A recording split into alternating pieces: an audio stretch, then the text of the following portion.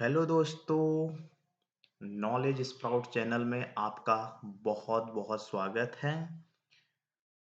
और आज का जो हमारा टॉपिक है वो है all chapter in one video. कौन से सब्जेक्ट के? साइंस के। कौन से क्लास के? 10th के। ठीक है। और इस सेशन का नाम है डायमंड फाइनल रिवीजन। तो ये सेशन आपके लिए किसी डायमंड से कम नहीं होने वाला है। ठीक है? इसको आप स्टार्टिंग से एंड तक ज़रूर देखिएगा, तभी ये आपके लिए बेनिफिशियल होने वाला है। बीच में स्किप ना कीजिए, ठीक है? और मैं आपको बता दूँ कि इस सेशन में हम क्या-क्या चीज़ें डिस्कस करेंगे। तो सभी चैप्टर डिस्कस होंगे, सभी चैप्टर के क्वेश्चन्स यहाँ पे डिस्कस होंगे, बट मेन फोकस हमारा किस पे रहेगा? केमिकल इक्वेशन को बैलेंस कैसे करते हैं, और जो न्यूमेरिकल क्वेश्चन है आपका फिज़िक्स का, उसके मैंने यहाँ पे बहुत सारे आपके लिए न्यूमेरिकल रखे हैं, उन न्यूमेरिकल को सॉल्व करेंगे। थ्योरेटिकल चीज़ें मैं आपके साथ डिस्कस करूँगा, बट जो न्यूमेरिकल है वो हम सॉल्व करके दिखाएँगे आपको, और आपने वो खुद से भी सॉल्व करने हैं, वीडियो को पॉज़ करके फिर आपने मैच करना है कि आपका आंसर सही आ रहा है कि नहीं आ रहा है। ये रिस्पॉन्सिबिलिटी आपकी है। ठीक है दोस्तों? और अगर आपको सेशन अच्छा लगे और वीडियो अच्छे से समझ में आया जो भी मैं यहाँ डिस्कस करूँगा, तो चैनल को सब्सक्राइब और शेयर करना ना भूलें, और लाइक भी ज़रूर कीजिए। उससे फिर मेरे को मोटिवेशन मिलती है कि हाँ भाई, जो मैं आपके लिए वीडियोस बना रहा हूँ वो आप लोग उसको पसंद कर रहे हैं। ठीक है? तो चलिए स्टार्ट करते हैं। Diamond final revision. Why should a magnesium ribbon be cleaned before burning in air? हमें मैग्नीशियम रिबन को क्लीन क्यों करना चाहिए एयर में बर्न करने से पहले? ठीक है? तो क्यों करना चाहिए? क्योंकि जब मैग्नीशियम रिएक्शन करता है ऑक्सीजन के साथ, ठीक है? तो आपको क्या मिलता है? Magnesium oxide. अगर आपने मैग्नीशियम को जो सॉरी आपके पास मैग्नीशियम रिबन है, उसको आपने क्लीन नहीं किया है, तो वहाँ पे आपको क्या होगा? टाइम ज़्यादा लग सकता है और वो ईज़िली नहीं हो पाएगा प्रोसेस, ठीक है? तो वो टाइम टेकिंग हो जाएगा। तो इसलिए हम उसको क्या करते हैं? क्लीन कर देते हैं। तो आपको इतना तो पता होगा, अगर नहीं पता है तो आप देख लीजिए कि मैग्नीशियम कैसे रिएक्शन करता है, Mg प्लस O2। तो आपके पास क्या मिलता है? Gives out MgO। ठीक है? MgO। अब इसको आप बैलेंस करोगे तो आपको पता है इधर ऑक्सीजन कितना है? 1, इधर कितना है? 2। तो यहाँ पे आपको क्या करना पड़ेगा? 2 से मल्टीप्लाई, तो आपके पास क्या बन जाएगा? MgO। और इधर की साइड में Mg1 है, तो यहाँ पे भी 2 से मल्टीप्लाई करोगे तो क्या बनेगा? 2Mg, और ये आपका O2। तो ये आपकी इक्वेशन कंप्लीटली बैलेंस हो चुकी है। ठीक है? अब नेक्स्ट क्वेश्चन पे हम मूव करेंगे, बट इस क्वेश्चन को आप पहले खुद से ट्राई करने की ज़रूर कोशिश कीजिए। खुद से ट्राई कीजिए। देखो क्या बोल रहा है? Right the valence equation for the following chemical reaction. तो बेरियम क्लोराइड आपके पास है BaCl2 प्लस एल्यूमिनियम सल्फेट यानी कि Al2SO4। Al2SO4 का whole size gives out barium sulphate यानी कि VaSO4 प्लस एल्यूमिनियम क्लोराइड होता है AlCl3। ठीक है दोस्तों?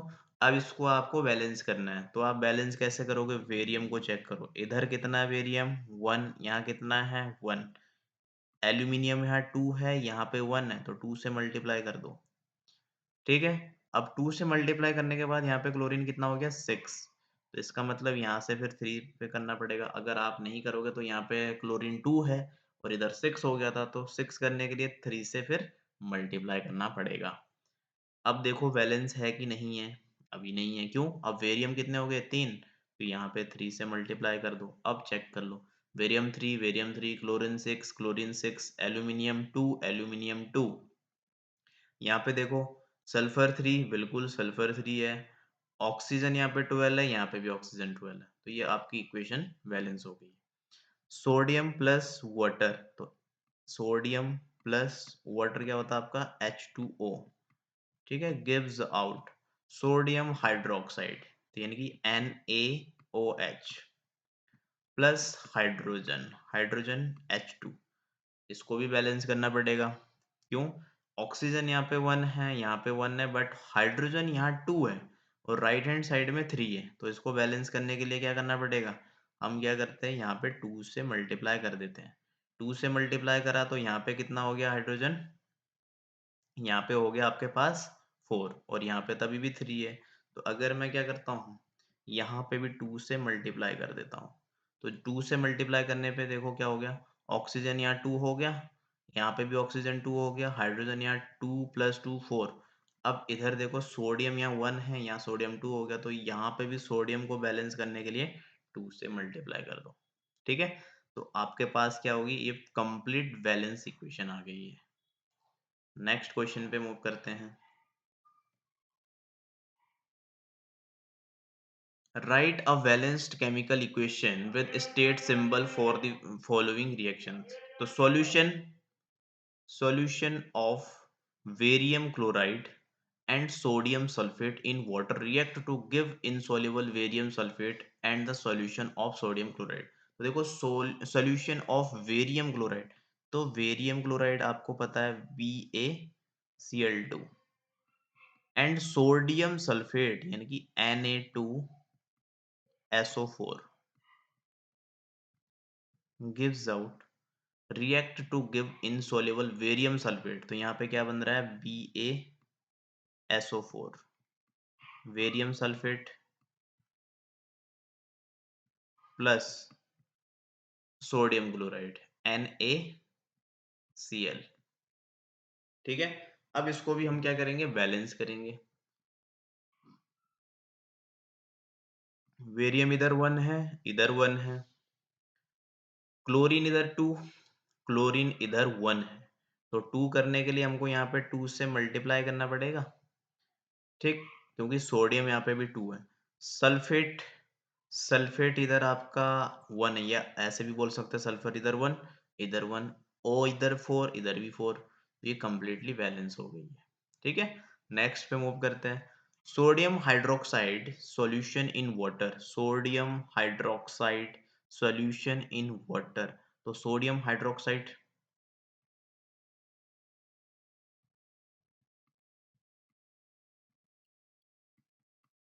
react with hydrochloric acid HCl gives out to produce sodium chloride NaCl plus water। ठीक है दोस्तों, अब यहाँ पे भी देखो, ये इक्वेशन को हम क्या बोलते हैं, न्यूट्रलाइजेशन रिएक्शन। न्यूट्रलाइजेशन रिएक्शन आपकी क्या होती है, when acid react with base we found sodium chloride, यानी कि जिसको हम क्या बोलते हैं सॉल्ट एंड वाटर, तो ये आपकी क्या है, न्यूट्रलाइजेशन रिएक्शन भी है। ठीक, तो देखो इसमें कुछ बैलेंस करना है, सोडियम इधर 1, इधर 1, क्लोरीन सॉरी ऑक्सीजन इधर 1, इधर 1, हाइड्रोजन यहाँ पे कितना है, हाइड्रोजन 1 प्लस 1 2, और यहाँ पे हाइड्रोजन कितना है 2, तो और कौन बचा, क्लोरीन, क्लोरीन इधर 1, इधर 1, तो ये पूरी इक्वेशन क्या है आपकी, बैलेंस है। ठीक है, तो इसमें आपको कुछ भी नया करने की जरूरत नहीं है। नेक्स्ट क्वेश्चन आपसे बोल रहा है कि solution of substance x is used for white washing. White washing के लिए कौन, अब इतना तो आपके दिमाग में आ जाना चाहिए कि व्हाइट वॉशिंग के लिए कौन यूज होता है यार। ठीक है, फिर है name the substance x and right it's formula. पहले आपको उसको पहचानना कि एक्स कौन है। ठीक है, फिर आपने उस एक्स का फॉर्मूला लिखना है, फिर उस एक्स की रिएक्शन करानी है। ठीक है, तो आपने बोला कि ठीक है भाई, ओ एक्स कौन है, ओ है एक्स का नाम है कैल्शियम ऑक्साइड। ठीक है, व्हाइट वॉशिंग के लिए यूज होता है, तो कैल्शियम ऑक्साइड का फॉर्मूला क्या होता है, CaO, ध्यान रखना। और इसने बोला कि भाई क्या करना है, उसका तुमने फॉर्मूला लिख दिया, चलो लिख दिया हमने। Right the reaction of the substance x named in above with water. अब क्या करना है, कैल्शियम ऑक्साइड जो है इसकी वाटर के साथ आपने रिएक्शन करा देनी है। तो जब आप इसकी वाटर के साथ रिएक्शन कराओगे तो आपके पास क्या बनेगा, कैल्शियम ऑक्साइड CaOH का होल ट्वाइस, और इसमें से आपको क्या रिड्यूस होता हुआ दिखेगा, हीट, हीट यहाँ से निकल जाती है। ठीक है, next question, why does the color of copper sulfate solution change when an iron nail is dipped in it? क्या बोला, why does the color of copper sulfate, तो copper sulfate आपको पता होगा CuSO4 change when an iron nail, iron nail का मतलब क्या हुआ, Fe, यानी कि क्या बोल रहा है कुल मिला के कि कॉपर सल्फेट की रिएक्शन आयरन के साथ करनी है, यानी कि किसका एग्जांपल है ये है आपका डिस्प्लेसमेंट रिएक्शन का एग्जांपल। ठीक है, तो क्या होगा यहाँ पे, तो यहाँ पे सिंपल है कि भाई कॉपर सल्फेट जो है यहाँ से कॉपर रिड्यूस हो जाएगा और आपका क्या बन जाएगा, आयरन सल्फेट। ठीक है, तो ये आपके पास बन जाएगा।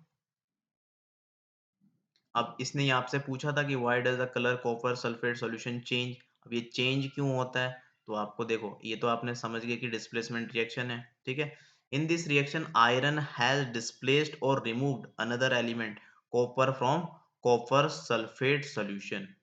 ठीक है, next, a shiny brown coloured element X, ये एक्स आपका पीछा नहीं छोड़ रही है ना, shiny brown colored element x on hitting in air becomes black in color, name the element x, फिर से आपसे आपके x का नाम पूछा जा रहा है, and the black colored compound formed।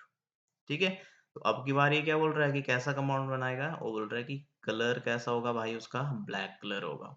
तो this shiny element are metals, the brown coloured metal is copper, तो ध्यान रखना इसका नाम कौन था, x का नाम क्या है, copper, hence x is copper and the black colored compound formed is copper oxide, और जो आपके पास ऑक्साइड बनेगा वो उसका नाम क्या है, कॉपर ऑक्साइड। ठीक है, तो ये दोनों चीजें आपने ध्यान रखनी है, ये भी बहुत अच्छा क्वेश्चन है। नेक्स्ट,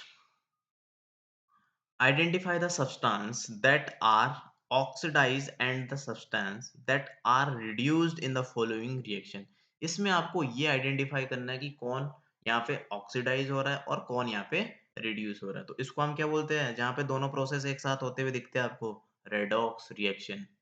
ठीक है, तो आपके पास ऐसा क्वेश्चन आ सकता है और आपको इक्वेशन दे के आपसे पूछ लेगा कि विच टाइप ऑफ इक्वेशन। ठीक है, तो आपको पता होना चाहिए कि भाई ये क्या है, रेडॉक्स रिएक्शन। तो यहाँ पे देखो कौन रिड्यूस हो रहा है, इसने बोला identify the substance that are oxidise, तो ऑक्सीडाइज मतलब क्या हुआ कि जिसके साथ ऑक्सीजन जुड़ जाए, और ऑक्सीडाइज जहां से रिमूव हो जाए वो रिड्यूस है ना, तो यहाँ देखो sodium plus oxygen, sodium oxide बन गया, तो यहाँ पे क्या हो रहा है, ऑक्सीडेशन, यानी कि यह ऑक्साइड हो गया। ठीक है, ऑक्सीडाइज्ड, यहाँ पे देखो कॉपर ऑक्साइड प्लस H2, यहाँ पे देखो बेचारा कॉपर अकेला रह गया, तो जब कॉपर अकेला रह गया तो ये क्या हो गया, रिड्यू और इसके साथ क्या हो गया, रिडक्शन।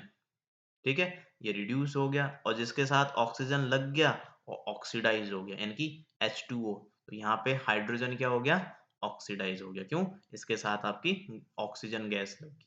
ठीक है, why should curd and sour substance not be kept in brass and copper vessel, यानी कि ये आपसे पूछ रहा है कि दही को, ठीक है, कभी भी ब्रास और कॉपर के वेसल में क्यों नहीं रखना चाहिए, क्यों नहीं रखना चाहिए, क्योंकि आपको पता है जो कर्ड है, दही है, ठीक है, वो कैसा रिएक्शन करती है, वो कैस क्या होता है, मतलब बेस होता है कि एसिड होता है कि क्या होता है, सॉल्ट होता है, तो हमको पता है कि वो क्या होता है, एसिड होता है, और एसिड किसी भी मेटल के साथ रिएक्शन करेगा तो क्या बनता है, हाइड्रोजन गैस वहां पे क्या होगी, निकलेगी भाई, है ना, तो हम क्या करेंगे देखो, when sour things such as curd are stored in brass or copper vessel, the lactic acid in the curd react with metals, causing corrosion and the creation of toxic salts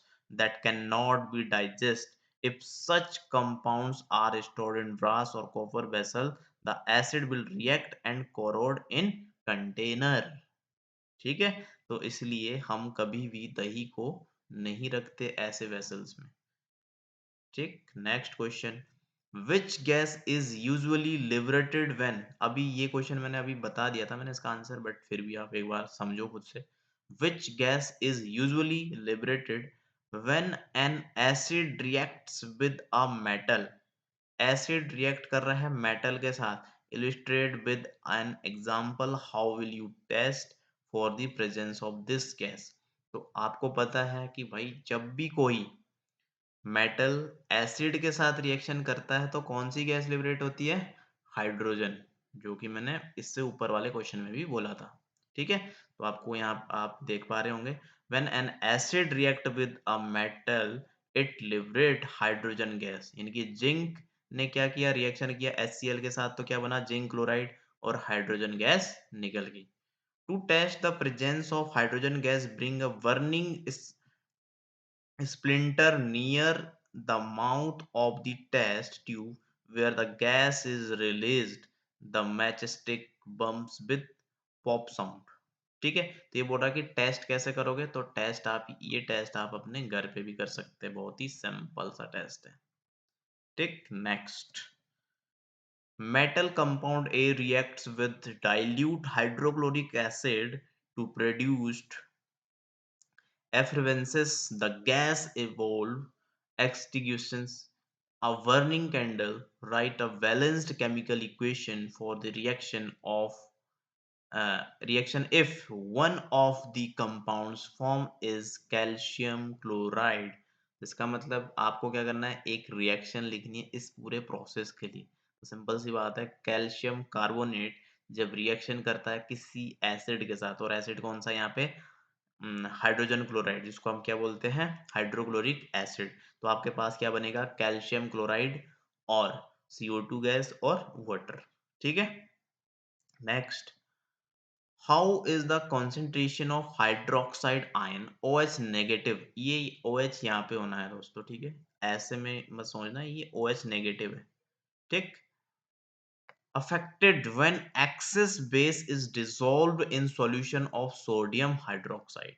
The concentration of OH, अब आपको ये तो पता है कि OH negative ion अपने आप में क्या रिप्रेजेंट करते हैं? बेस को रिप्रेजेंट करते हैं। ठीक है, H पॉजिटिव आयन अपने आप में किसको रिप्रेजेंट करता है? एसिड को रिप्रेजेंट करता है। Hydroxide ions increase when the excessive base is added to the solution of the sodium hydroxide as the base itself dissociate to give out OH negative ions, which increases their concentration per unit volume। ठीक है, यानी कि क्या बोल रहा है इसने कि भाई जो कॉन्सेंट्रेशन है OH नेगेटिव हाइड्रोक्साइड आयंस की, ये इंक्रीज होती है कब? The excessive base is added, जब हम क्या करेंगे? बेस को ज्यादा मात्रा में ऐड करेंगे टू दी सॉल्यूशन। ठीक है, और किसके सॉल्यूशन की बात कर रहा है ये? सोडियम हाइड्रोक्साइड, यानी कि NaOH। तो आपको पता होगा कि OH ये क्या रिप्रेजेंट करता है यहाँ पे?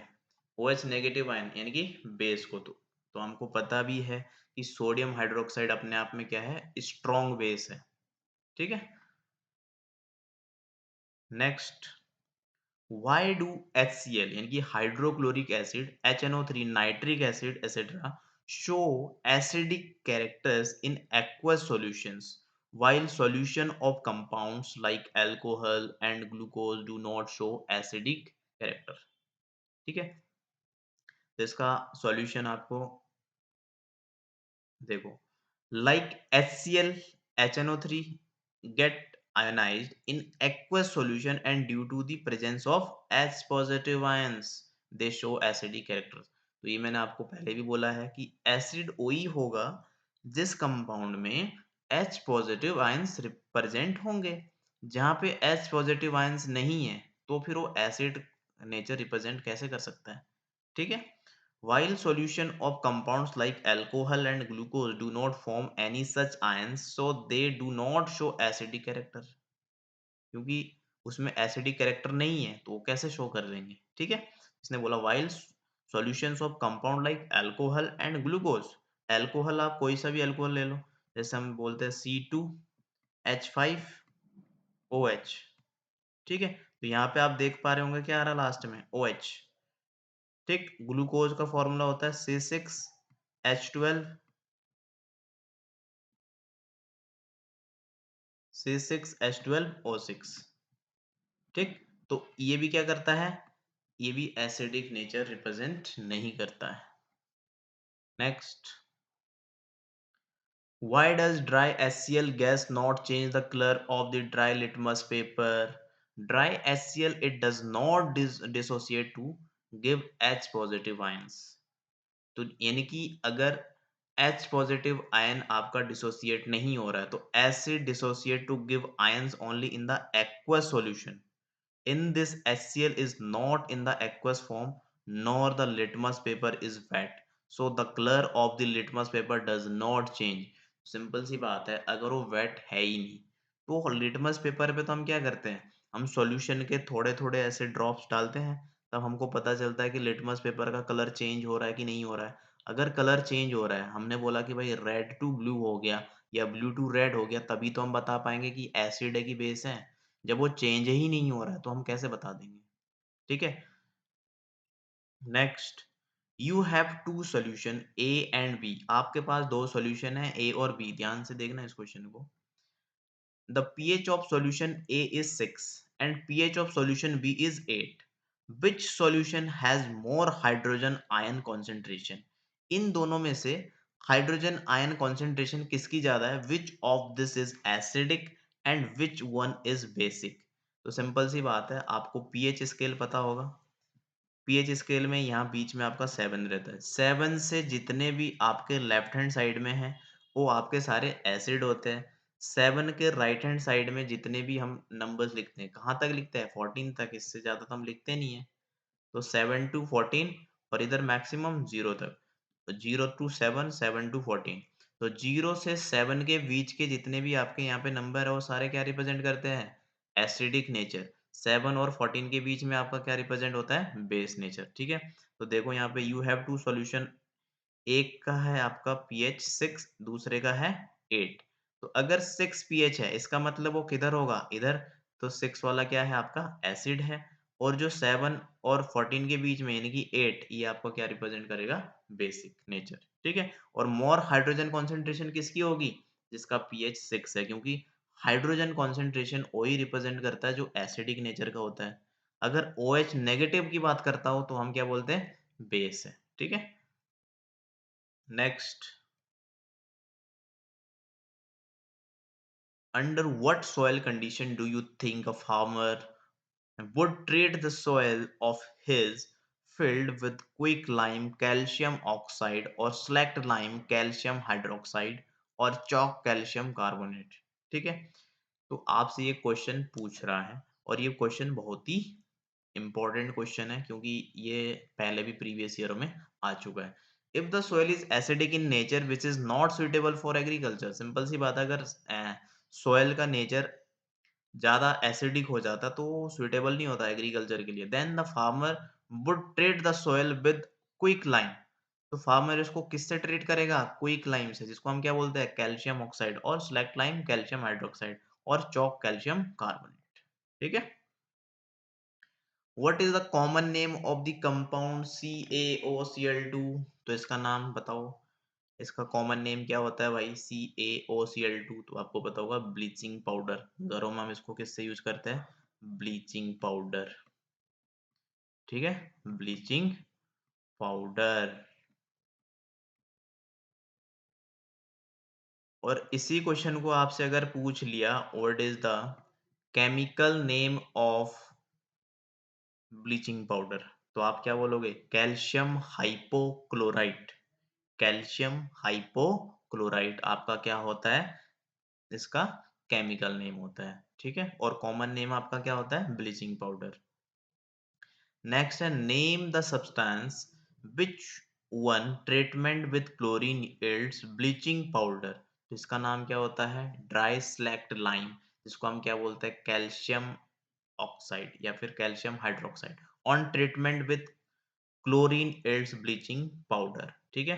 यानी कि किससे बनता है ये? कैल्शियम हाइड्रोक्साइड से। Name the sodium compound which is used for softening hard water. Hard water को सॉफ्ट करने के लिए कौन सा कंपाउंड यूज होता है भाई? तो सोडियम कार्बोनेट। ठीक है। ये नीचे आपको लिखा होगा ये सोडियम कार्बोनेट। नेक्स्ट क्वेश्चन आपसे पूछ रहा है, what will happen if solution of sodium hydrocarbonate is heated? Give the equation of the reaction involved. क्या बोल रहा है, what will happen if a solution of sodium hydrogen carbonate, sodium hydrogen carbonate is heated, give the equation, यानी कि इसको आपको क्या करना है, यहाँ से हीट करना है। तो यहाँ पे आपके पास क्या बनेगा, Na2CO3 plus CO2 plus H2O। ठीक है, ये आपकी यहाँ पे क्या बनेगी, केमिकल रिएक्शन।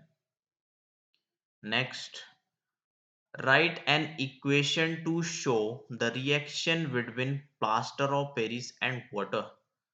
तो यहाँ पे आपको इक्वेशन दिख रही है कि भाई प्लास्टर ऑफ पेरिस का फॉर्मूला क्या होता है, कैल्शियम सल्फेट हाफ H2O, ठीक, प्लस H2O के साथ इसकी रिएक्शन, तो आपके पास क्या बन जाता है, कैल्शियम सल्फेट और हाइड्रो, यहाँ पे वाटर के कितने मॉलिक्यूल्स, 2, तो ये आपके पास क्या बन जाता है, gypsum, plaster of Paris and water.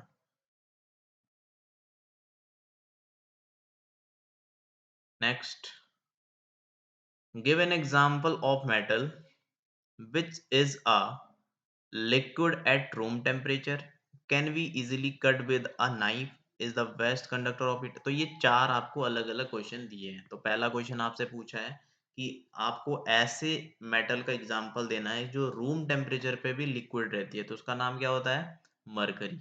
ठीक है, can be easily cut with a knife, ऐसी कौन सी मेटल होती है भाई, तो आपको पता है कौन सी होती है, सोडियम। नेक्स्ट पूछा है कि is the best conductor of heat, heat की वेस्ट कंडक्टर कौन होती है, तो आपको पता है होती है सिल्वर। नेक्स्ट आपसे पूछा is the poor conductor of heat, poor conductor of heat कौन सी होती है, बिस्मथ। ठीक है, next, why is sodium kept immersed in kerosene oil, sodium को मिट्टी के तेल में डुबो कर क्यों रखा जाता है। ठीक है, या फिर आप क्या बोल सकते हो कि भाई जो आपका केरोसिन ऑयल है उसके अंदर सोडियम को रखा जाता है, क्यों रखा जाता है, आपको पता होगा सोडियम और पोटेशियम बहुत ज़्यादा रिएक्टिव गैसें होती है।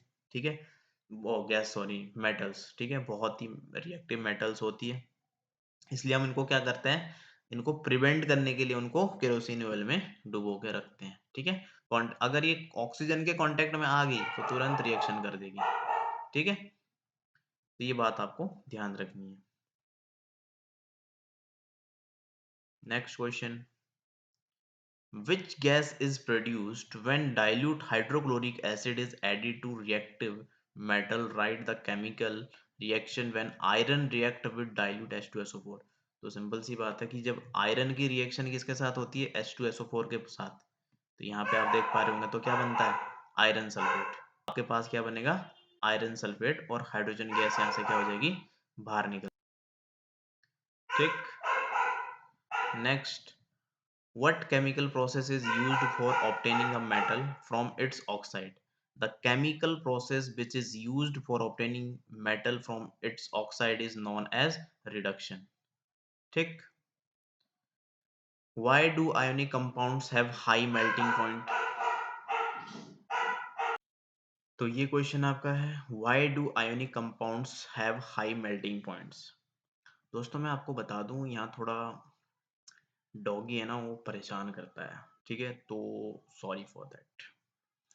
Why do ionic compounds have high melting point? An ionic bond is formed by the complete transfer of electrons. ठीक, अगला है cations and anions form in an ionic bonding। तो ये सारे पॉइंट्स आप खुद से पढ़ सकते हो, ये मतलब इतना कुछ ऐसा नहीं है कि जिसमें कॉन्सेप्ट है, ये थियोरिटिकल पोर्शन है। ठीक है, तो इसमें हम ज़्यादा टाइम नहीं देंगे। Name two metals which are found in nature in the free state, तो ये भी आपको पता है बहुत अच्छे से, गोल्ड एंड सिल्वर। और थर्ड भी अगर पूछ लिया तो प्लेटिनियम। ठीक है, what chemical process is used for obtaining a metal from its oxide? The chemical process which is used for obtaining a metal from its oxide is known as reduction।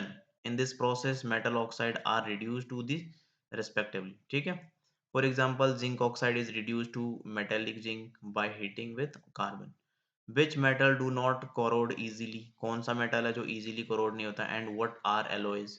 तो आपको पता है the noble metals such as gold and platinum do not corrode easily. और alloy क्या होता है आपको पता है, जो दो मेटल से मिलके बने होते हैं ऐसे कंपाउंड या एलिमेंट को हम क्या बोलते हैं, एलॉयज बोलते हैं। ठीक है, अगला आपसे पूछा है what would be the electron dot structure of carbon dioxide which has the formula CO2।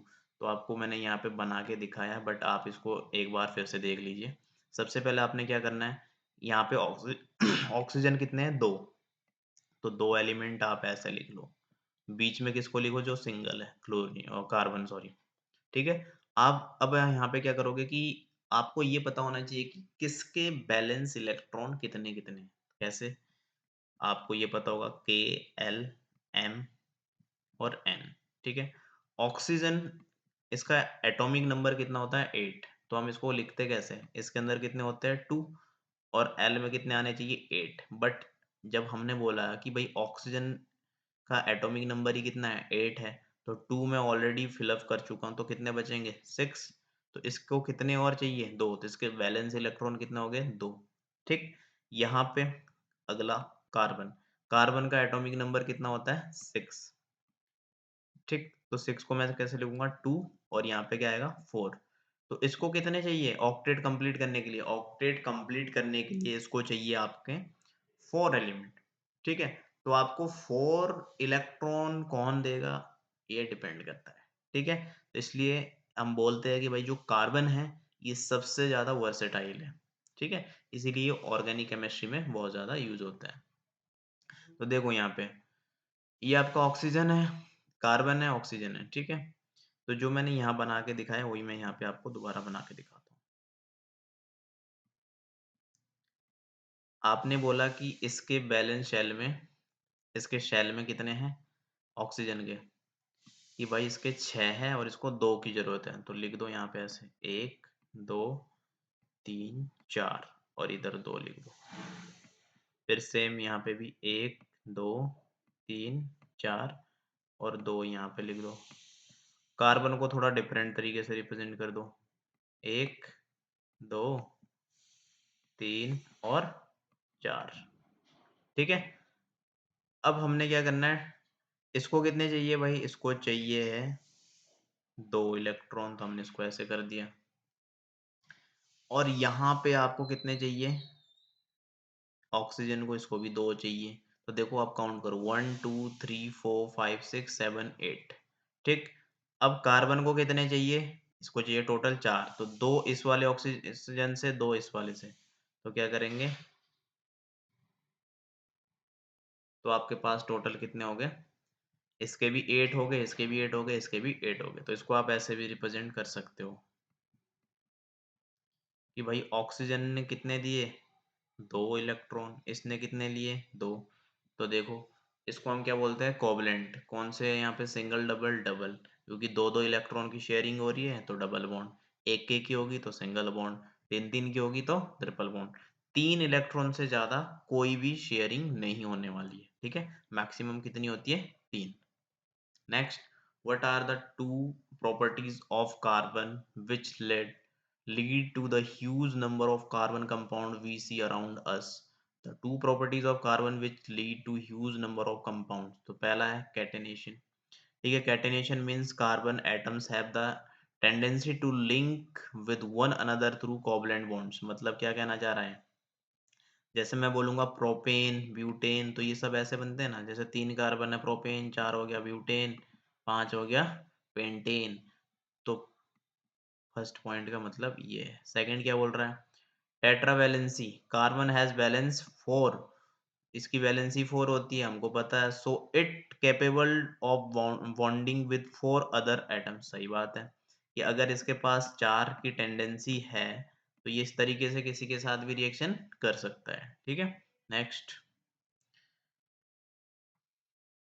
what will be the formula and electron dot structure of cyclopentane। तो सबसे पहले आपको ये फॉर्मूला पता होना चाहिए, C5H10 क्या होता है, साइक्लोपेंटेन का फॉर्मूला होता है। उसके बाद इसका ये डॉट स्ट्रक्चर, यानी कि पेंटेन मतलब क्या हुआ, कितने कार्बन, 5 कार्बन, तो काउंट करो 1 2 3 4 और 5।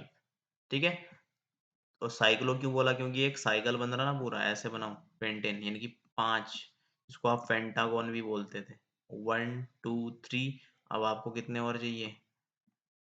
तो इसको ऐसे बना दो, एक कार्बन यहाँ, एक कार्बन यहाँ, एक कार्बन यहाँ, एक कार्बन यहाँ, एक कार्बन यहाँ।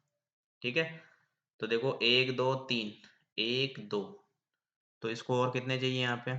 उसको रिप्रेजेंट कर दो ऐसे H से, क्योंकि इसको टोटल 4 चाहिए होते हैं ना, तो हाइड्रोजन, एक हाइड्रोजन इधर, सेम चीज यहाँ पे, हाइड्रोजन और एक हाइड्रोजन, सेम चीज हर जगह पे आप ऐसे कर सकते हो। ठीक है, तो ये हो गया आपका cyclopentane.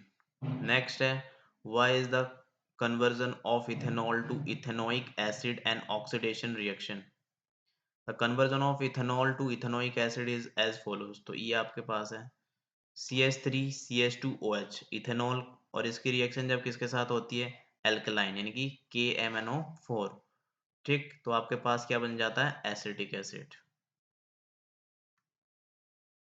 A mixture of oxygen and ethane is burnt for welding. Can you tell why a mixture of ethane and air is not used?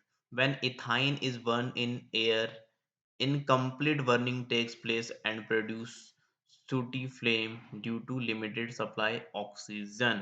ठीक, बाकी नेक्स्ट के पॉइंट आप पढ़ लीजिएगा, इसमें कुछ इतना ज़्यादा है नहीं डिस्कस करने के लिए। How would you distinguish experimentally between an alcohol and carboxylic acid?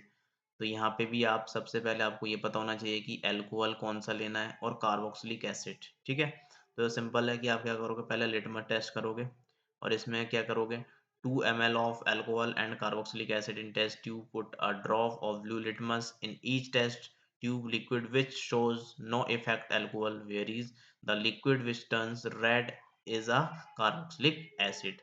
तो अगर ब्लू से रेड हो गया तो क्या होगा? एसिड। अगर रेड से ब्लू हो गया तो इसका मतलब बेस। सोडियम बाइकार्बोनेट टेस्ट कर लो एक, है ना, इसमें क्या है, take a small amount of each compound in a test tube and add to it aqueous solution of sodium hydrogen carbonate। Next, people use a variety of methods to wash clothes, usually after adding to soap। तो इसका answer simple है, क्या करोगे, molecules of soap forms micelles with dirt, such a grease micelles remain suspended as a colloid। To remove dirt in the form of micelles from clothes against in is in necessary to get clean clothes। What is होमोजूलिया, ये important है, ज्यादा ही important है। ऐसा तो सारे ही question है इंपॉर्टेंट जितने हम डिस्कस कर रहे हैं, बट ये ज्यादा ही इंपॉर्टेंट है। What is an homologous series, explain with an example. तो सिंपल से बात है, ध्यान रखना कि जो भी हमारे पास ऑर्गेनिक कंपाउंड यहाँ पे बनता है, उसके साथ जो फंक्शनल ग्रुप ऐड होता है, तो ऐसी सीरीज को हम क्या बोलते हैं? Homologous. Homologous series is series of compound with the same general formula usually varying by a single parameter such as the length of carbon chain। Compound within a homologous series typically have fixed a functional group that gives them similar chemical and physical properties। ठीक है, next, what is hydrogenation?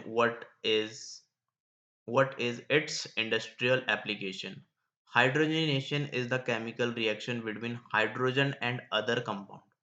तो hydrogenation क्या है कि hydrogen की जो reaction होती है किन्हीं अदर कंपाउंड के साथ in the presence of catalyst. अब catalyst, hydrogenation is an addition reaction. अब ये भी आपसे पूछा जा सकता है, which type of reaction hydrogenation, तो आप क्या बोलोगे? Addition reaction. एग्जाम्पल है, जैसे आपके पास आया है CH2CH2, ठीक है, जिसको हम क्या बोलते हैं? एथीन। तो एथीन की रिएक्शन जब होती है तो हमारे हमारे पास क्या बन जाता है? Ethane.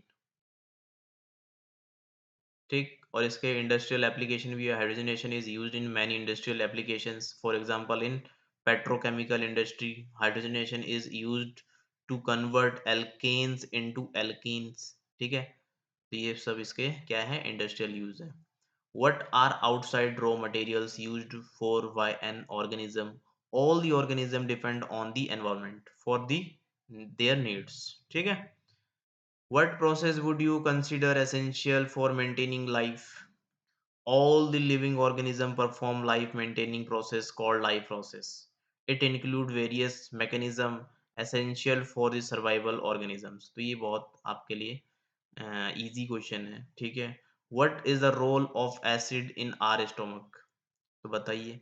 Acid makes the medium in stomach acid so as facilitate the action of pepsin, इसको अंडरलाइन कर लेना, of pepsin. It also kills germs that enter our stomach with food. तो इसकी क्या है importance है। What is the function of digestive enzyme? Digestive enzyme के कौन कौन से function होते हैं? Enzymes are essential for healthy digestion and a healthy body. They work with other chemical in the body such as stomach acid and bile to help break down food into molecules for wide range of bodily functions. ठीक। Next, मैं पहले बता रहा हूँ कि ये theoretical चीजें हैं, तो इनको आप एक बार खुद से भी जरूर पढ़िए, ठीक है। क्योंकि अगर आप ये सोचो कि हम सिर्फ वीडियो देख लेंगे ऐसे ही तो एग्जाम तक आप भूल जाओगे। तो आप इसको ज़रूर दोबारा से खुद से पढ़िए, जो भी चीज़ें लिखी है उनको अच्छे से समझिए कि क्या कहना चाह रहा है, क्योंकि थ्योरी है भूल जाता है इंसान। How is the small intestine digested to absorb digested food? The small intestine is the most important part of the alimentary canal for digestion and absorption of food. It has three regions: U-shaped, सोरिनियम, a long colloid middle, ठीक है, जेनियम and highly कॉलिड allium. तो ये सब चीजें आप क्या करोगे, पूरा पढ़ लेना है इसको, थ्योरेटिकल चीजें, ये भी थ्योरी है। How are the lungs designed in human being to maximize the area of the exchange of gases? Each lungs has highly branched respiratory tract called respiratory tree, ठीक। How are water and mineral transported in plants? In plants, the water and minerals are first absorbed by the roots and then it is absorbed by the two vascular tissues, namely xylem and phloem. तो xylem और phloem ही main purpose रहता है, क्योंकि जो xylem का काम है वो क्या है, वाटर को ट्रांसपोर्ट करना, और फ्लोएम का काम क्या है, फूड को ट्रांसपोर्ट करना। How is food transported in plants? The carbohydrates synthesized the leaf of the plant are transported the other regions of the plant body after conversion to uh, source, ठीक है। तो ये important है। Describe the structure and function of nephrons. Nephron अपने आप में क्या है, फिल्ट्रेशन का काम करता है, किसमें, किडनी का, ठीक है। It consist of tubule which is connected with collecting duct at one end and a cup-shaped structure at the other end. How is the amount of urine produced regulated? The amount of urine produced depends on the amount of excess water and dissolved wastage present in the body. तो ये इस पे depend करता है, ठीक है। What is the roles of brain in reflex action? The sensory nerve that detect the heat is connected to the nerves that moves the muscles of the hand, ठीक है। तो ये ध्यान रखना। What are plant hormones? Plant hormones, इनके example मैंने आपको दे रखे, ऑक्सिन्स है, जिब्रेलिन्स है, साइटोकिनीज है, ठीक है, एब्सिसिक एसिड है, एथाइलिन है। Design an experiment to demonstrated hydrotropisms, तो ये भी आपको दे रखा, आप पढ़ लीजिएगा यहाँ से। What is the importance of DNA कॉपिंग in reproduction? तो ये भी आपको मैंने बहुत अच्छे से यहाँ पे एक्सप्लेन करके दे रखा। The replication of DNA ensures that each daughter cells formed at the end of cell division receive equal amount of DNA. Why is variation beneficial to the species but not necessary for the individual? Species occupy well defined spaces in the ecosystem called niches by increasing their population. How is the process of pollination different from fertilization? The process of fertilization, अब यहाँ पे क्या है, the process of pollination is simply the transfer of pollen from one flower to the other onto the stigma. The process of fertilization is what happens after the pollen is transferred. If a woman is using a copper tea, will it help in protecting her from sexually transmitted disease? UDS are very effective at preventing pregnancy, less than 2%. Chance per year of the progesterone IUD less than 1%. तो ये theoretical चीज है. How does the creation of variation in species promote survival? All the variation. Why all coils of electric toasters and electric irons made of an alloy rather than a pure metal? तो यहाँ पे भी ध्यान रखना, coils of electric toaster and electric irons made of any alloy rather than a pure metal because of resistivity. जिसकी resistivity क्या हो, higher होगी, वही हम ज़्यादा यूज करेंगे. ठीक है. How do Mendel's experiments show that traits are inherited independently? Mendel crossed two pea plants different in contrasting traits of two characters.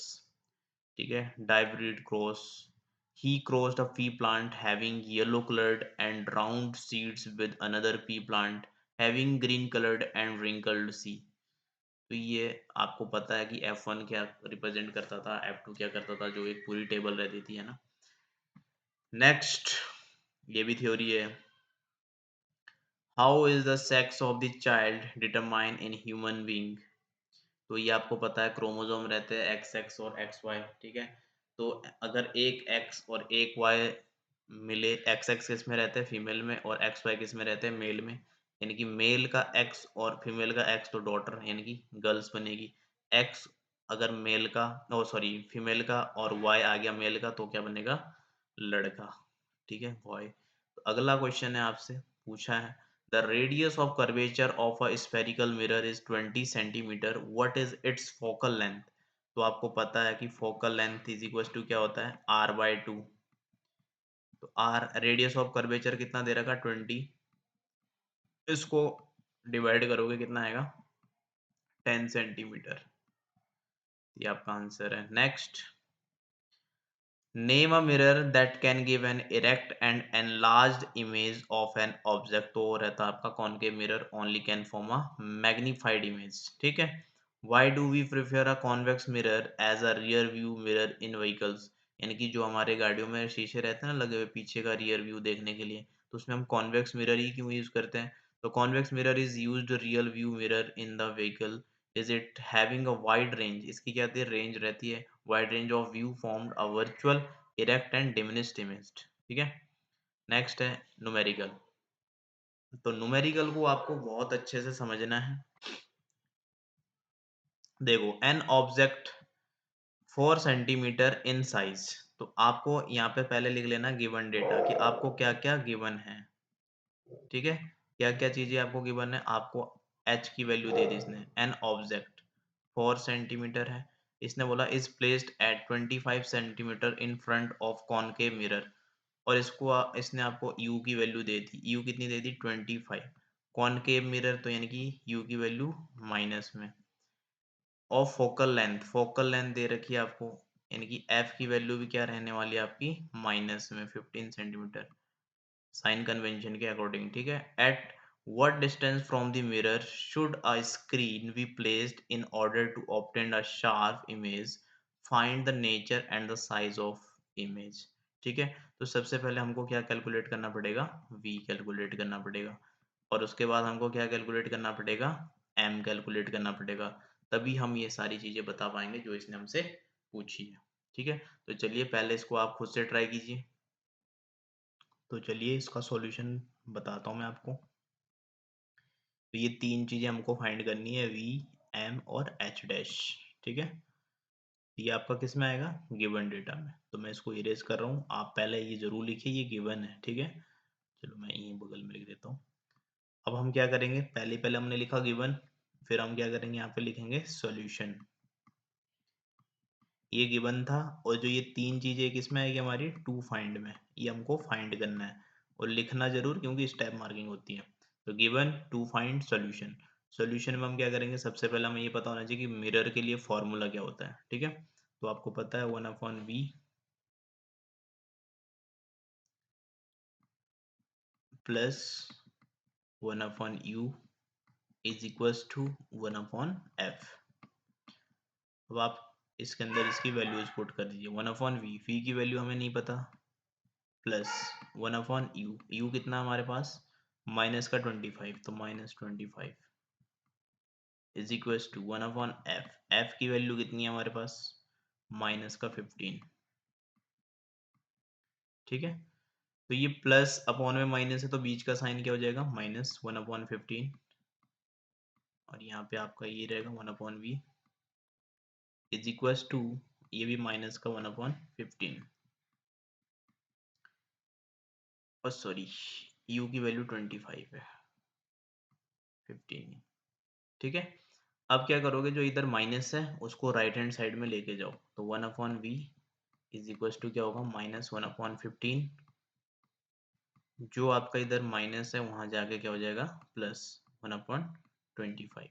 इसका क्या करोगे, एलसीएम ले लीजिए।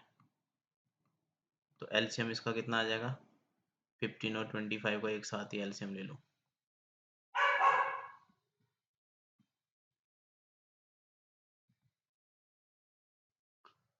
तो इनका एलसीएम कितना आएगा, 75। तो 15 से डिवाइड करो 75 को, कितने टाइम्स कटेगा,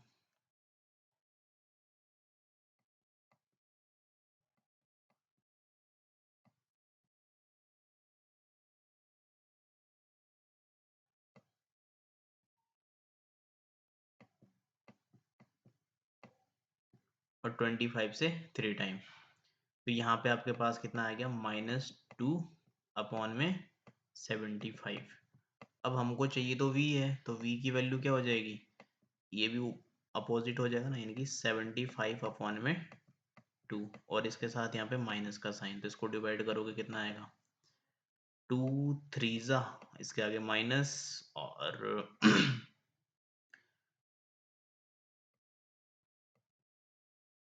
2 3 जा और 2 7 जा 0.5। तो ये आपके पास क्या आ गई, v की वैल्यू, यानी कि v कितना आ गया आपके पास, v आपके पास आ गया -37.5, और ये किस में रहेगा, सेंटीमीटर में। अब आपको क्या निकालना है, एच डैश भी निकालना है। तो हमको पता है मैग्निफिकेशन क्या होता है इसका, m is equal to -v/u, ये रहता है, और ये किसके इक्वल होता है, साइज ऑफ इमेज अपॉन में साइज ऑफ ऑब्जेक्ट। तो अगर हमको यहाँ से ये मिल जाए तो हम ये भी निकाल लेंगे भाई, है ना। अब हमको v डैश भी मिल गया, ओ सॉरी v भी मिल गया, u भी मिल गया, तो माइनस v कितना है 37.5, और u कितना है हमारे पास 25 माइनस का, is equals to h dash हमको पता नहीं है, h हमको पता है कितना दे रखा 4, ठीक। अब इसकी क्रॉस मल्टीप्लाई कर लो, 4 उधर चला जाएगा, तो h डैश की वैल्यू आपके पास यहाँ पे आ जाएगी।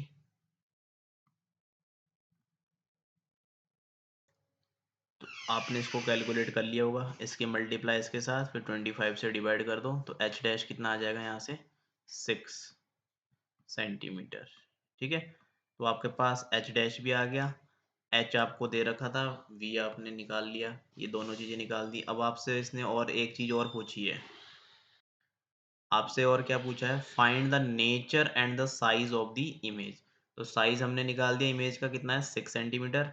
तो आप लास्ट में मेंशन जरूर कर दीजिएगा कि size of the image is 6 centimetre, and nature कैसा रहेगा, एनलार्ज एंड इन्वर्टेड, ठीक है। तो इसको मैं इरेज कर रहा हूँ, इसको आप अच्छे से लिख लीजिए, इसको आप नोट डाउन कर लीजिए, इसको मैं इरेज कर रहा हूँ, ठीक है।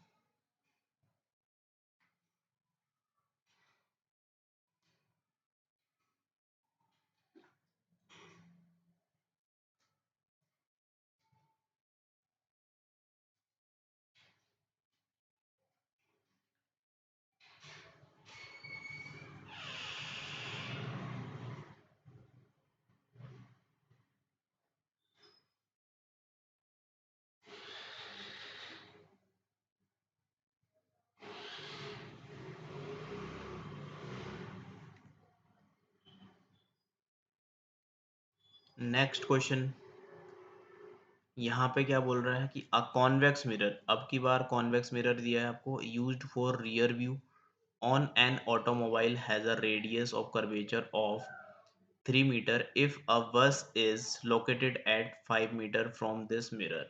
Find the position, nature and size of the image. तो पहले आप इस क्वेश्चन को खुद से ट्राई कीजिए, तरीका वही रहेगा कि गिवन टू फाइंड फिर सॉल्यूशन। ठीक है, तो गिवन में आपको क्या क्या चीजें दे रखी है कि भाई ये कॉन्वेक्स मिरर है, used for rear view on a automobile has a radius of curvature, यानी कि आर की वैल्यू दे दी आपको, कितना, 3 मीटर।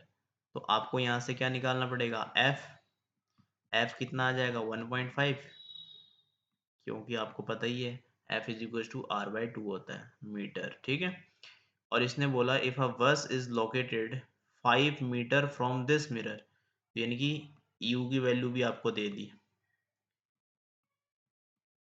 ठीक, this mirror find the position, nature and the size. अब ध्यान रखना कॉन्वेक्स मिरर में फोकल लेंथ पॉजिटिव रहता है। ठीक है, तो यहाँ पे भी सेम, पहले आपको क्या निकालना पड़ेगा, वी, और पोजीशन हो गया, फिर नेचर एंड साइज। ठीक, तो ये सारी चीजें आपको कैलकुलेट करनी है। तो सबसे पहले आप क्या कैलकुलेट कीजिएगा, वी। तो पहले वी की वैल्यू निकालो, फॉर्मूला आपको पता है, 1/v plus 1/u is equal to 1/f। तो इसमें हम फार्मूला यूज करेंगे, सेम फार्मूला जो हमने ऊपर यूज किया था, 1/v plus 1/u is equal to 1/f। 1/v, v की वैल्यू हमें नहीं पता, u की वैल्यू हमें पता है -5 है, तो ये माइनस का साइन हो जाएगा यहाँ पे, is equal to 1/f। f हमको पता है 1.5, तो यहाँ से 1/v इज इक्वल टू क्या हो जाएगा, 1/1.5, और ये माइनस है तो उधर जाके क्या हो जाएगा, प्लस। इन दोनों का एलसीएम ले लीजिए, इस पॉइंट को हटा के यहाँ पे जीरो बढ़ा लीजिए। ठीक है, ताकि आपको कैलकुलेशन इजी हो जाए थोड़ा।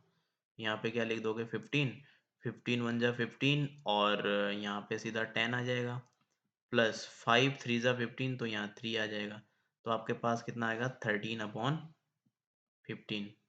ठीक है, 13/15। तो यहाँ से जब v की वैल्यू आप निकालोगे तो 15 ऊपर आ जाएगा और 13 नीचे। ठीक है, तो इससे इसको डिवाइड करो, 13 को 15 को 13 से डिवाइड करो, आपने इसको डिवाइड किया होगा तो आपके पास क्या आया होगा, 1.15, और ये किस में, मीटर में। ठीक है दोस्तों, तो v की वैल्यू कितनी आ गई आपकी, 1.15 मीटर। तो v भी मिल गया आपको। अब आपको क्या निकालना पड़ेगा, मैग्निफिकेशन। तो m इज इक्वल टू क्या होता है, -v/u। तो ये v की वैल्यू कितनी है, 1.15। अब यहाँ पे माइनस नहीं है तो एक साइन यहाँ पे लगा रहा है। u की वैल्यू, u आपके पास कितना है, -5। इस माइनस से ये माइनस कैंसिल आउट। ठीक, अब यहाँ क्या करोगे, इससे इसको डिवाइड कर दो, तो 0.2, 0.2 और 5, तो 0.23। तो आपके पास m की वैल्यू कितनी आ गई, 0.23 पॉजिटिव। ठीक है, पहले वाले में एक सिल्ली मिस्टेक हुआ है, वहाँ पे ना एक माइनस पहले से ही रहता है और एक माइनस हमारा ये वाला रहता, तो आंसर यहाँ पे क्या रहता, यहाँ पे साइन एक माइनस का रहता। ठीक है, वो थोड़ा सा गलती हो गया, वो देख लेना आप। ठीक, तो यहाँ पे क्या है, आपके पास m की वैल्यू आ गई 0.23। अब इसने आपसे क्या पूछा है कि भाई इसका नेचर भी बता दो। तो सिंपल सी बात है, अगर हमारे पास पॉजिटिव आ रहा है तो हम क्या बोलेंगे कि इमेज कैसी होगी, वर्चुअल होगी भाई। ठीक है, और इरेक्टेड होगी। तो इसको मैं इरेज करता हूँ और नेक्स्ट क्वेश्चन पे मूव करते हैं।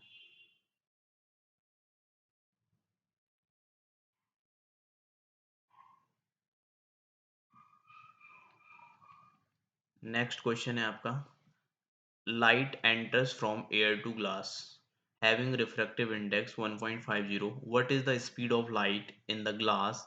The speed of light in vacuum is 3 into 10 की पावर 8 मीटर पर सेकेंड।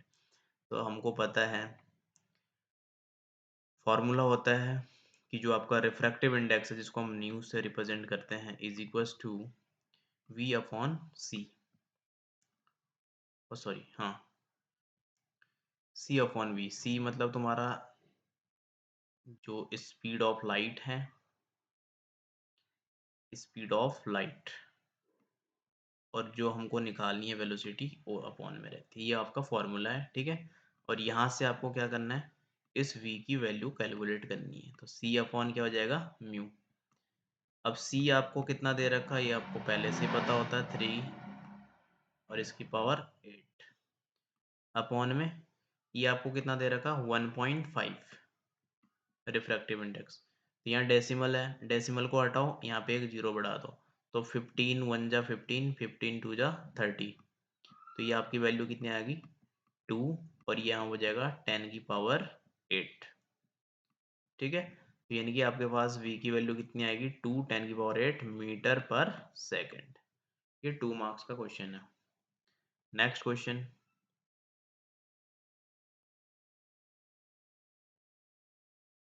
नेक्स्ट क्वेश्चन आपको बोला है अ कॉनकेव लेंस। अभी तक हम जो कर रहे थे क्वेश्चन वो मिरर से रिलेटेड थे। अब जो क्वेश्चन हम करेंगे वो आपके लेंस से रिलेटेड होने वाले हैं, ठीक है। तो आप इसको पहले खुद से ट्राई कीजिए, उसके बाद मैं आपको बताऊंगा। तो दोस्तों ये आपका नेक्स्ट क्वेश्चन है। तो इतने जितने हमने क्वेश्चन किए हैं ये आपने एक बार पूरे करने हैं। इससे आगे के जो क्वेश्चन है वो मैं आपको नेक्स्ट वीडियो में बताऊंगा। बट जो क्वेश्चन है उनको मैं एक बार आपको यहाँ पे सारे क्वेश्चन दिखा देता हूँ। ये देख लीजिए आप, ये आपका नेक्स्ट क्वेश्चन है, क्वेश्चन नंबर 69, 70, 71, 72, 73, 74, 76। तो ये सारे क्वेश्चन मैं आपको कराऊंगा नेक्स्ट पार्ट में, क्योंकि ये वीडियो बहुत लंबा हो चुका है, 1 घंटा हम ऑलरेडी पढ़ चुके हैं। तो ये आप देख लीजिए।